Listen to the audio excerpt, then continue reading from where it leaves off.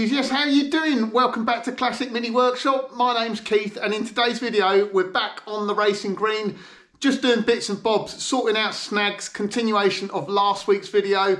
So I want to take the opportunity to get it up in the air, take all the wheels off and have a thorough check that everything is still bolted down, torqued up, greased up, nice and clean and everything like that. So it's had a big long shakedown run, and now it's sort of sorting out little problems, little snags, and making sure everything is okay, which I'm sure it will be. I also want to fully wax the underside of the car now. So before Bingley Hall, I've done the cavities, but now I've got some wax spare. So I'm just going to fully wax the underneath of the car. And if I ever get caught in torrential rain like I did coming back from Bingley Hall, I haven't got to worry about things corroding. The little snags, things like this, so like the fresh air vent, this is a driver's side one.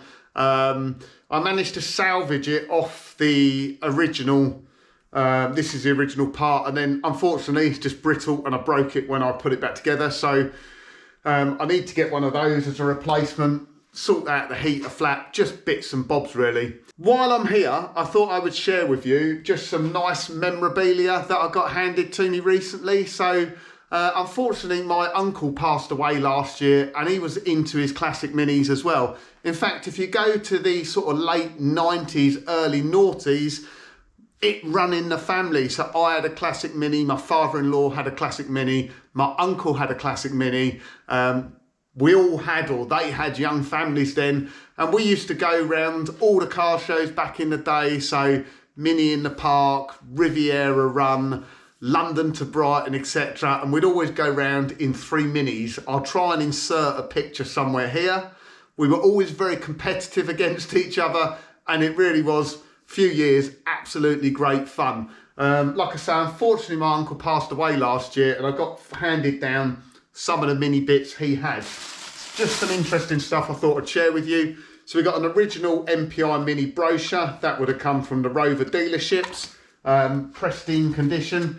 Really, really nice here. Mini in the Park, Cornbury Park, Oxfordshire in 2000. So this was before Mini in the Park moved to Santa Pod. I've got a London to Brighton 2000 plaque. So I've done the London to Brighton 2000 because I've got a plaque up there. And 2001. So I don't think I actually done 2001. So I don't have that plaque. So that's really nice just to add to my plaques on the wall there. I also have Riviera Run 2000, which I've got on the plaques over there. And I've done 2000 and Riviera Run 2002. So I don't actually have that plaque. Can't remember what happened to mine. I've lost it. I don't know. So yeah, just some nice bits to get handed down to me to add to my collection. So yeah, very nice. Thanks, Uncle G. Yeah, let's get into this week's video. Right then, little job for today. We're just going to take all the wheels off. One, it gives me an opportunity to clean the inside because they did get absolutely filthy.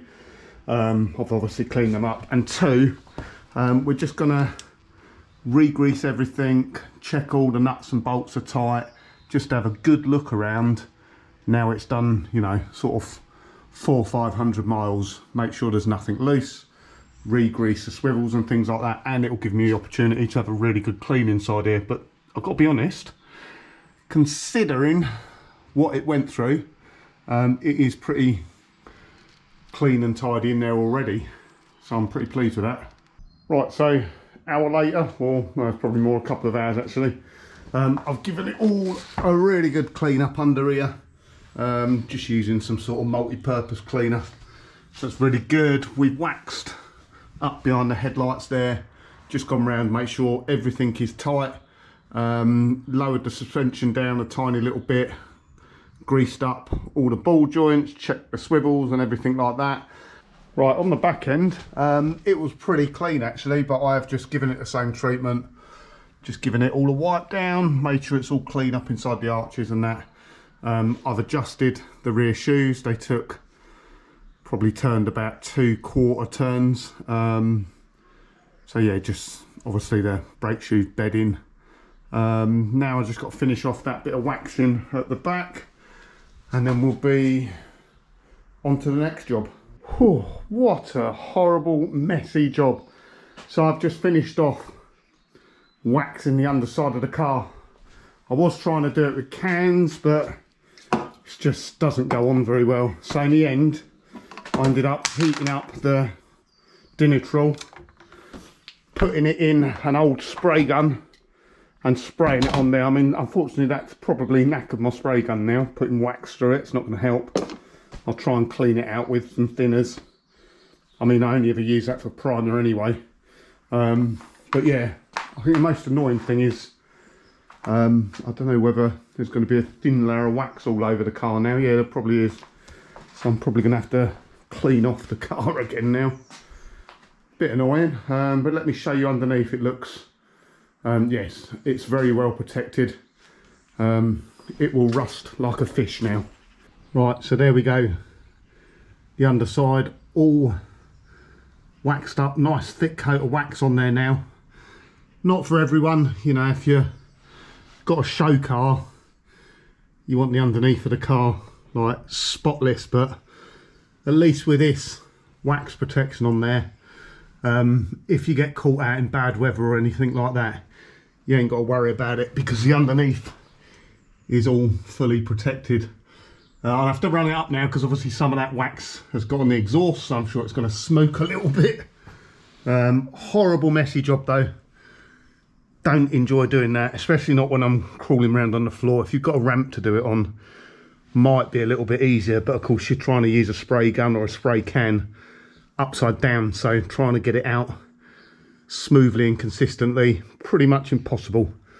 And like I say, now I think I've got to give the whole car a wipe over, because I'm sure that wax would have atomised in the air, landed on the bodywork of the car.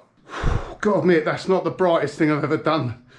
Whole car was covered in like a very, very fine misting of Dinitrol wax to go over the whole lot.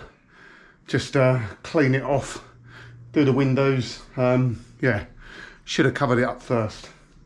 Just in case you were wondering, now that wax does dry to a dull finish. It doesn't stay super shiny like it looked a moment ago. So this is like a week later. It dries like an amber, dull amber finish. So I just thought it looked a bit unsightly with it looking all shiny like that. Right, next little job's on the agenda. Need to replace this fresh air vent here. Now, a few years ago you couldn't buy them. I don't think anyone was making them, but now Mini Mime do a kit. I've actually ordered a pair of them. I only actually need one side. They are sided, left side and right side, so make sure you get the new ones. These come with the gaskets, and I think we get the screws as well, because the screws are always really badly rusted. So I'm not going to film fitting them because it's inside the car. The car's so dark inside you can't see much, but they're 35 quid for the pair, so sort of £17.50 each. Bit of an bagging. I've also bought a bit of an upgrade disc, which I'm going to fit on. Ooh, look at that. Genuine Cooper car parts. So they're a set of grill buttons. Just makes it much easier taking the grill on and off. As you know, I riv nutted the grill on the car, so I shall leave the riv nuts in there, and if I want to revert it back to standard anytime, I can do. There you go, that's what they look like. Very pretty. So we just whip the grill off and get those fitted on quickly. Very nice.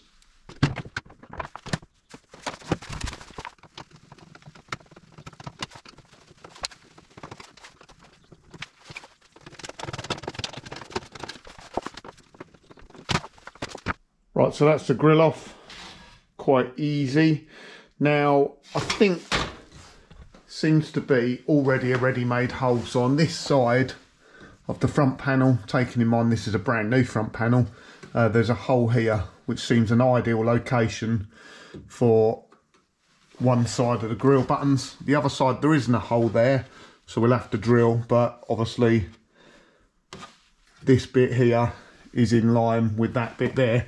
Now what I need to do, if I look on the back of the grille, it's around about here, so I need to mark up that side. I'll probably just put a bit of grease on the back of the bolt.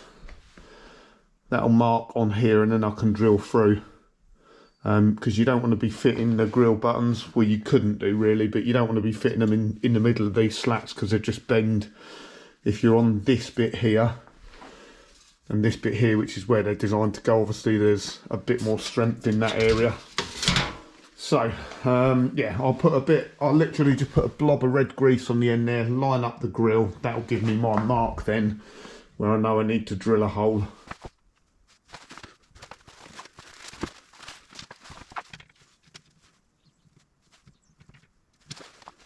Right, so there we go. So yeah, slight problem there. You know, all minis are different, but the red blob of grease is right pretty much on the top of the slat, so I don't want it there. I want it a little bit higher, because if I put it there, when we look at the front end, I'll be drilling through the top of the slat, which is what I want to avoid. So what I'll have to do is take that bolt out and just elongate that hole a little bit, drill it upwards a little bit so we can move that up. And then I will drill this in between the slats. Once we get that one side on, that'll then give me the alignment then to drill through the other side. Right, I think we're just about there. So I've fitted this side now, as well as the other side. Use the grill to line up this side. And you want a little bit of movement in it to get it perfectly aligned. So let's get the grill on now, line it up and see what it's like.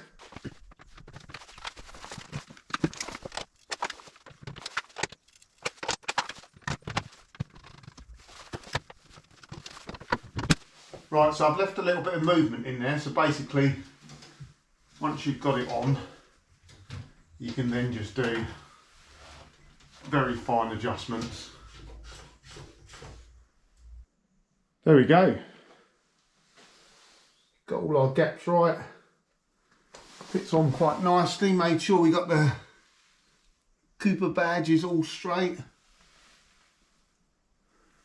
Obviously makes it much easier when you just want to do a quick bit of maintenance, or maybe you're out on the road and you want to get to something quickly. Makes it very easy just to whip the grill off. So there we go. I hope you enjoyed today's video. The Racing Green is looking spot on again. Like the addition of those grill buttons. I'm going to fit those fresh air vents offline just because it's inside the car. It's really dark. You can't really see what I'm doing. But aside from that, I think we're pretty much done on the snags. Oh, I need to sort out the heater control flap. Hopefully that's not too tricky, but it's a bit of a pain because it's inside the car. So yeah, we're pretty much done there. I do want to get the car rolling road tuned now. So I want to run it to a rolling road and certainly get a power figure on it to see what it's producing now. That'd be really interesting. So I'm looking around, hopefully sort that out for an upcoming video. So I hope you enjoyed today's video. Please remember to give it a thumbs up if you haven't done so already. And if you're not a subscriber, please do consider subscribing. And I will catch you again in the next one. Cheers. Bye.